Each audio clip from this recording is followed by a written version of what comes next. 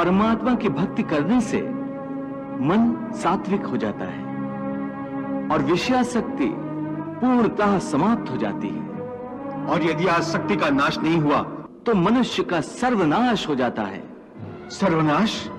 हे अर्जुन, आसक्ति के मारे हर मनुष्य किसी भी विषय के आकर्षण और मोह में फंसकर सोते जागते निरंतर उसी का चिंतन करते रहते हैं। जैसे कोई मनुष्य किसी सुंदर स्त्री के प्रेम में पड़ जाता है, आसक्ति की नींव पर काम की भावना उभरने लगती है।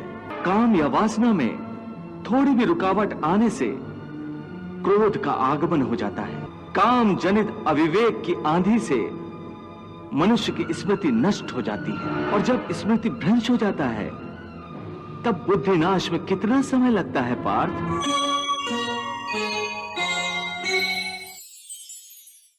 हे मधुसूदन, तुम कहते हो कि सर्वव्यापी परमात्मा की शरण में आओ, परंतु उस परमात्मा का स्वरूप क्या है?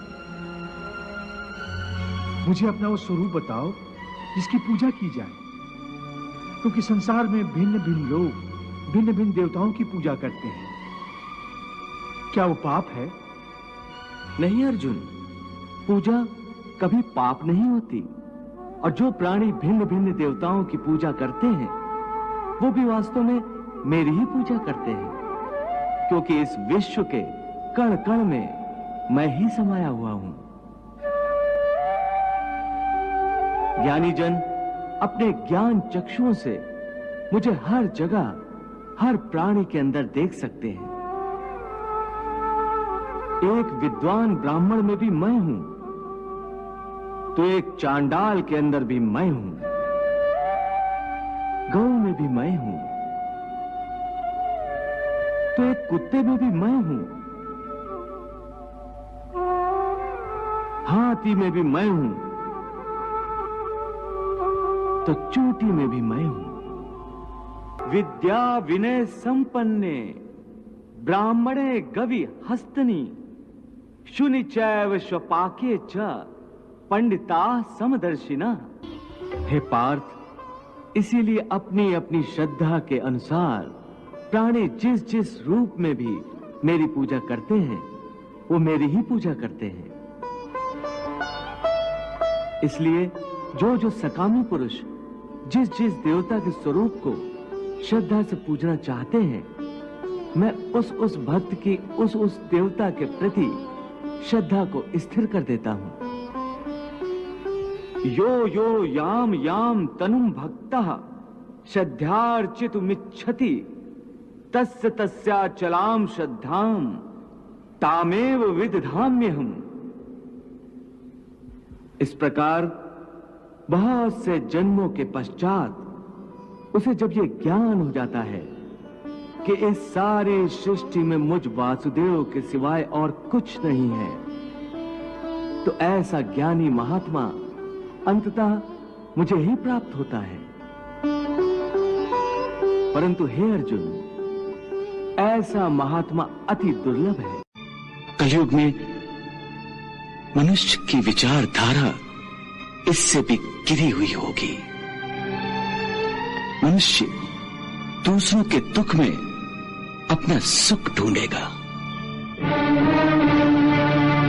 अपने परिवार का पेट पालने के लिए दूसरों की हत्या करने में भी उसे कोई ग्लानि, कोई पश्चाताप नहीं होगा। दूसरों के रक्त में सनी हुई रोटी वो स्वयं भी खाएगा और अपनी संतान को भी खिलाएगा। पार्थ, स्थित प्रज्ञ महापुरुष सुख दुख प्रत्येक अवस्था में आत्मिक शांति प्राप्त कर लेता है। परम आनंद में लीन होने से ऐसे मनुष्य को दुख और सुख कभी विचलित नहीं करते। ऐसे स्थित प्रज्ञ मनुष्य का मन उस दिए की भांति होता है जिसकी लौ स्थिर होती है, कभी डोलती नहीं। मेरा अंतिम उपदेश बस इतना ही है कि अब तक जो मैंने तुम्हें ज्ञान, कर्म अथवा योग आदि की शिक्षा दी है, सब भूल जाओ और समस्त धर्मों को भुलाकर केवल मेरी शरण में इस प्रकार आओ जैसे कांटों से लहूलुहान और कीचड़ से लथपथ एक बालक रोता रोता भागकर अपनी बुद्धि पर भरोसा करने में भी खतरा है, इसलिए कि विनाश काल आने पर तो मनुष्य की बुद्धि भी भ्रष्ट हो जाती है। अर्थात जब विपरीत समय आता है तो मनुष्य की अपनी बुद्धि ही उसे गलत रास्ते पर ले जाती है। हे मधुसूदन, मनुष्य न तो अपने मन की इच्छा अनुसार कर्म करे, न ही बुद्धि की सलाह माने, तो फिर मनुष्य बेचारा करे तो क्या करे? ऐसी स्थिति में अपनी प्रवृत्ति के विरुद्ध कोई कैसे जीवन व्यतीत करेगा? हे मधुसूदन, मुक्ति और मोक्ष का रास्ता अपनाने के लिए कोई मनुष्य अपनी प्रवृत्ति को कैसे बदल सकता है? इसका कोई तरीका मुझे बताओ। प्रवृत्ति को बदलने से पहले यह जान लेना आवश्यक है कि प्रवृत्ति कैसे बनती है।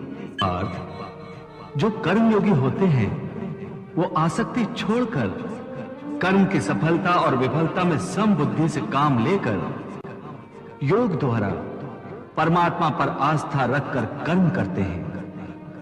इसे ही समत्व योगा कहते हैं।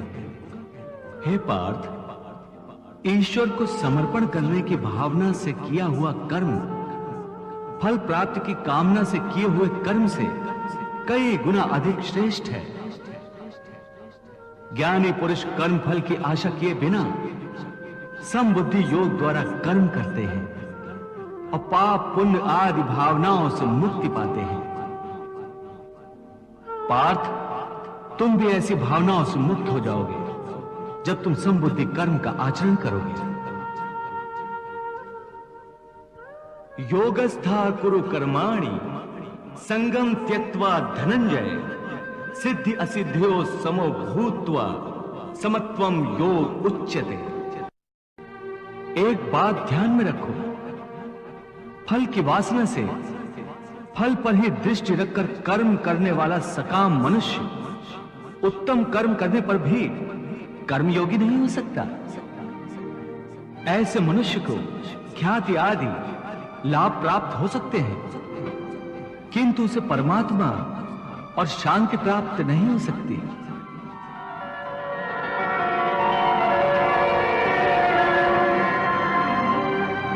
हे केशव, मनुष्य को पाप पुण्य दोनों बंधन कारक है। दोनों से भला बुरा प्रारब्ध बनता है। प्रायश्चित द्वारा पाप से मनुष्य मुक्त हो सकता है, परंतु पुण्य से वो मुक्त कैसे होता? हे अर्जुन, पाप पुण्य, सुख दुख, यश अपयश आदि भावनाएं साधारण मनुष्य के लिए हैं, परंतु जो कर्मयोगी होते हैं वो इन भावनाओं से मुक्त होते हैं, आलिप्त होते हैं। कर्मयोगी अपनी अंतरात्मा की आवाज को परमात्मा का आदेश मानकर आचरण करते हैं। इसमें कहां आती है पाप पुण्य की भावना? हे पार्थ, यदि तुम मोह के अधीन हो गए हो तो निष्काम कर्मयोग कैसे अपनाओगे? तुम्हारी बुद्धि पर जो मोह के अंधकार का पटल छा गया है उसे ज्ञान के प्रकाश से हटा दो और अपनी बुद्धि को मोह के दलदल से बाहर निकालो। हे पार्थ, यदा ते मोह कलिलम बुद्धिर्व्यतितरिष्यति तदा गन्तासि निर्वेदम श्रोतव्यस्य श्रुतस्य च। हे पार्थ, मोह बुद्धि का अज्ञान होता है और इसी अज्ञान के कारण मनुष्य भौतिक आकर्षण में फंस जाता है। वो जानता नहीं कि देह तथा समस्त भोग नश्वर है, मिथ्या है। जब मनुष्य सत और असत अथवा नित्य और अनित्य का भेद जान जाता है तब वो निरासक्त हो जाता है। उसे किसी भी चीज का आकर्षण नहीं रह जाता। इसका दूसरा अर्थ है मोह का त्याग करना। तथा मोह का लोप होने पर मनुष्य किसी भी प्रकार से किसी भी वस्तु की ओर आकर्षित नहीं होता। हे पार्थ, यथार्थ ज्ञान की प्राप्ति होने के बाद मोह का त्याग होता है, आत्मिक योग बल में वृद्धि हो जाती है। योग बल के कारण मन स्थिर हो जाता है।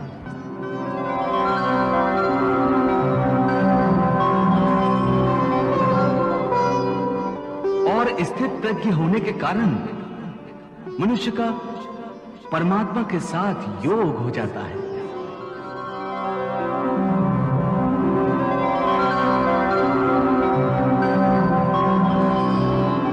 पार्थ, तुम भी आत्मिक योग बल द्वारा अपनी अंतरात्मा में झांककर परमात्मा को देखने का प्रयास करो। समबुद्धि कर्मयोग का आचरण करो और स्थित प्रज्ञ बन जाओ। हे मधुसूदन, ये स्थित प्रज्ञ क्या होता है, इसे समझाओ।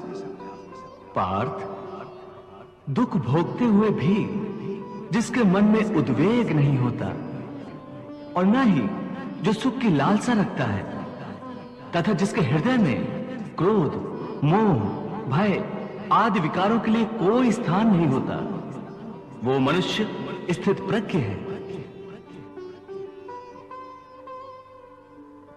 दुखेषु अनुद्विग्न मनाः सुखेषु विगत स्पृहा वीत राग भय क्रोधा स्थित धीः मुनिरुच्यते। हे पार्थ, स्थित प्रज्ञ महापुरुष सुख दुख प्रत्येक अवस्था में आत्मिक शांति प्राप्त कर लेता है। परम आनंद में लीन होने से ऐसे मनुष्य को दुख और सुख कभी विचलित नहीं करते। ऐसे स्थित प्रज्ञ मनुष्य का मन उस दिए की भांति होता है जिसकी लौ स्थिर होती है, कभी डोलती नहीं।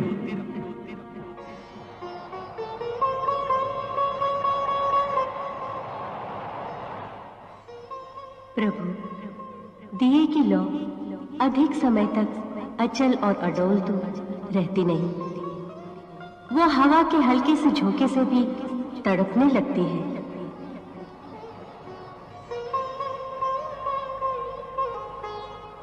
हाँ देवी पार्वती, प्रभु श्री कृष्ण यही तो समझा रहे हैं कि मनुष्य का मन कामनाओं की आंधी में रखे हुए एक दीपक की तरह होता है।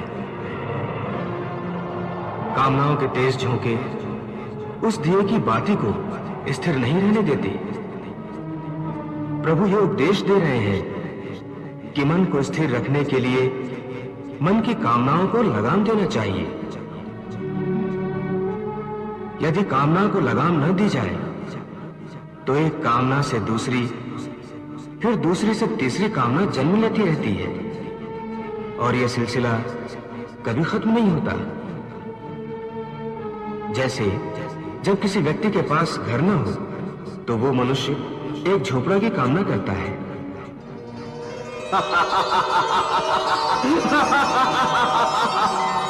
झोपड़ा मिल जाता है तो उससे बड़ा घर चाहता है, फिर उससे भी बड़ा घर, और फिर राजमहल की कामना करता है।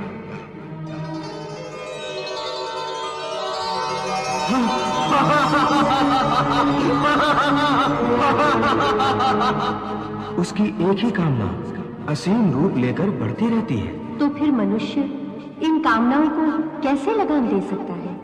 इसका सही और सरल उपाय यह है कि मनुष्य मन में संतोष पैदा करे। जहां जिस अवस्था में जिस क्षण में उसे संतोष प्राप्त हो जाए, वहीं उसी क्षण में प्राणी सुखी और शांत हो जाएगा।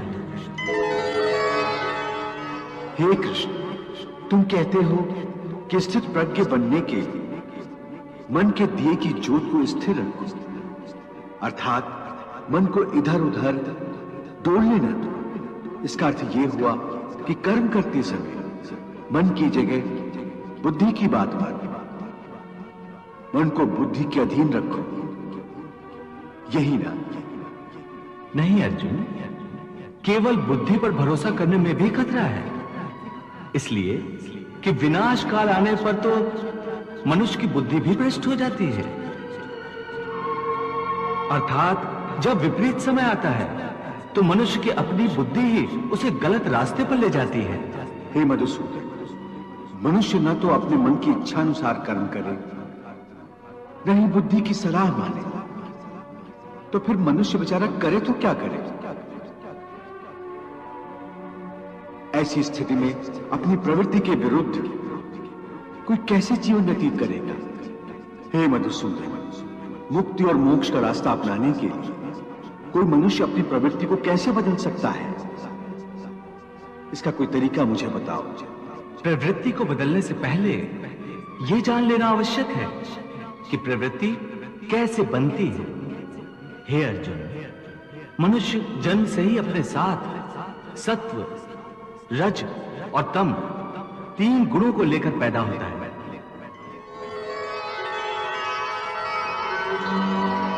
इस सृष्टि की रचना इन्हीं 3 गुणों के आधार पर की गई है। इस त्रिगुणात्मक सृष्टि में रहने वाले समस्त प्राणियों में तीनों गुण विद्यमान होते हैं, परंतु हर प्राणी के अंदर इन तीनों में से कोई न कोई एक गुण अधिक प्रधान होता है, और जिस गुण की प्रधानता अधिक होती है उस प्राणी का चरित्र वैसा ही बन जाता है। रजोगुण प्रधान पुरुष को ऐश्वर्य, ठाट बाट और राजपाट की लालसा होती है। तमोगुण वाला आलसी और प्रमादी होता है। द्वेष, क्रोध जैसी नकारात्मक भावनाएं उसमें कूट कूट कर भरी हुई होती हैं। और सत्व गुण वाला? सत्व गुण ही उत्तम गुण है। सात्विक मनुष्य सीधा और सच्चा होता है। वैसे तो हर मनुष्य के स्वभाव में ये तीनों गुण कुछ न कुछ मात्रा में होते हैं, परंतु जिस मनुष्य में जो गुण प्रधान होता है वो वैसा ही हो जाता है। उसकी जैसी प्रवृत्ति होती है वैसी ही रुचि हो जाती है।